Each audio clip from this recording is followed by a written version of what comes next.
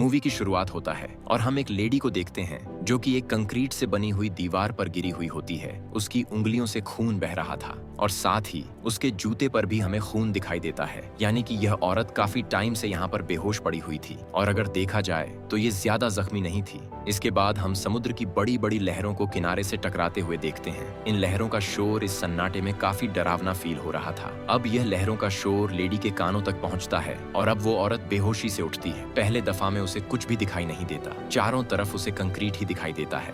अब वो औरत अपने आप को हिलाने की कोशिश करती है, लेकिन वो अपने आप को एक बिल्कुल भयानक सिचुएशन में पाती है। दरअसल यह औरत एक कर्व के बिल्कुल किनारे पर फंसी हुई थी। उसे खुद नहीं पता था कि इसकी ऊंचाई कितनी है। नीचे की तरफ घना अंधेरा है और उसे नीचे कुछ भी दिखाई नहीं देता। अगर वह इस टेढ़ी दीवार पर हिलने में जरा सी भी गलती करती है तो उसकी मौत पक्की है। इस औरत की फिजिकल हालात भी कुछ ठीक नहीं है जो यहाँ से निकालने में मदद कर सके। उसका लेफ्ट पैर फोल्ड हुआ था, यानी कि उल्टा हुआ था, और वो उसे सीधा भी नहीं कर पा रही थी। वो जैसे ही सिचुएशन का अंदाजा लगाती है वो जोर से चिल्लाने लगती है और अब जोर से चिल्लाने की वजह से वो लेडी नीचे की ओर खिसकने लगती है। वो पूरी तरह से नहीं गिरती बल्कि एक जगह आकर रुक जाती है, लेकिन हम यह नहीं जानते कि वह अपने आप को कितनी देर तक वहां पर रोक पाएगी।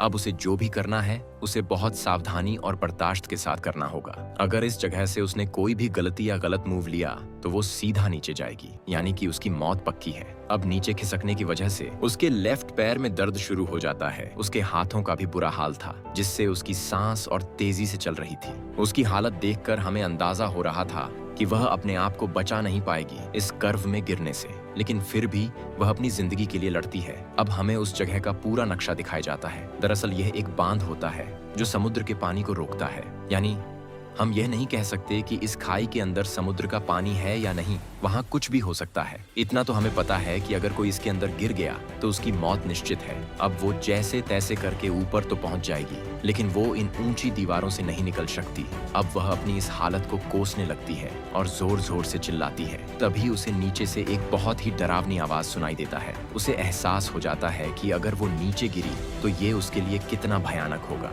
अब वो खुद को रिलैक्स फील करवाती है। उसे ऐसा लगता है कि शायद आवाज हवा की वजह से आई होगी। अभी वो इस बारे में सोच ही रही थी, तभी उसे वो आवाज फिर से सुनाई देती है और अब वह आसमान की ओर देखकर अपनी बेबसी और लाचारी पर रोने लगती है। अगर उसने खुद को बचाने के लिए कुछ ना किया और इसी पोजीशन में पड़ी रही तो वह भूख और प्यास से मर जाएगी। अगर उसने थोड़ी भी हरकत की, हिलना डुलने की कोशिश की, तो वह इसी पल मर जाएगी, यानी कि दोनों ही सिचुएशन में उसकी मौत पक्की है।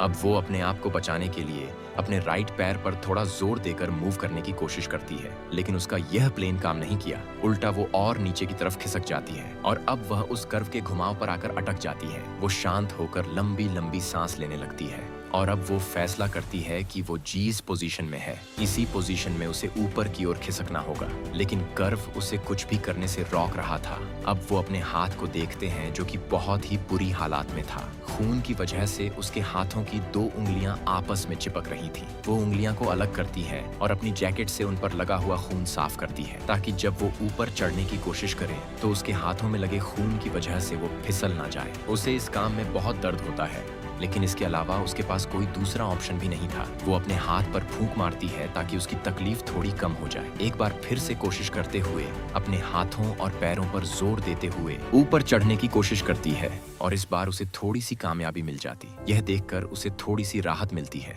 इतनी बड़ी मुसीबत में कुछ काम उसके लिए अच्छा हुआ था। वो अपनी हथेलियों को एक बार फिर से चेक करती है। उसे कंक्रीट के सरफेस की वजह से अब उसमें कोई भी जान नहीं बची थी।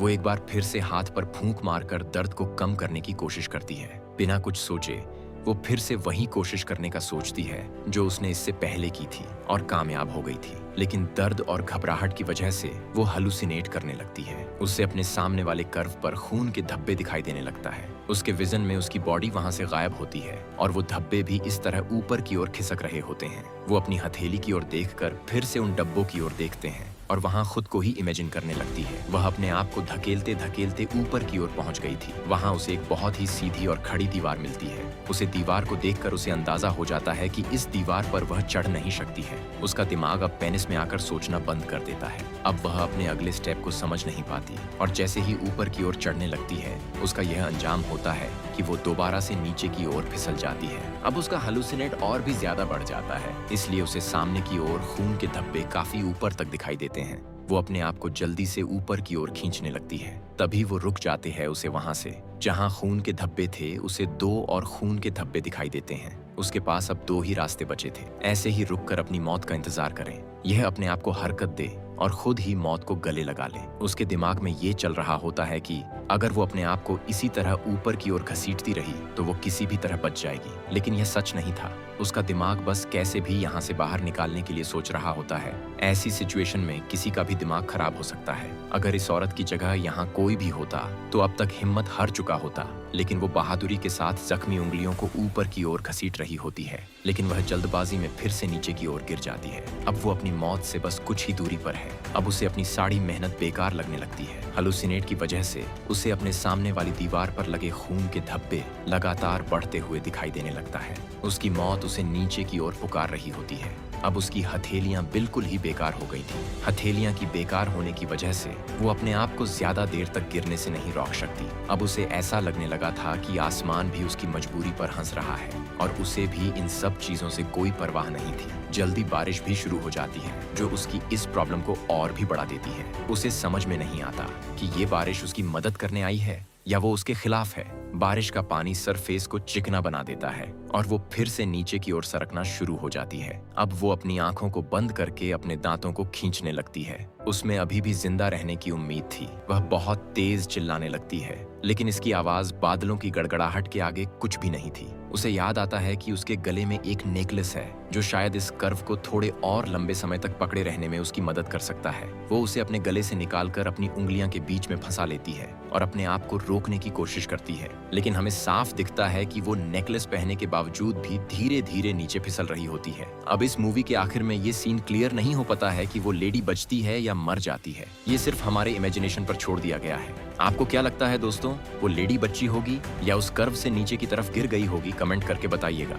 और इसी के साथ ये मूवी यहीं पर खत्म हो जाता है। अगर आपको हमारा ये वीडियो पसंद आए तो वीडियो को लाइक, चैनल को सब्सक्राइब जरूर करें।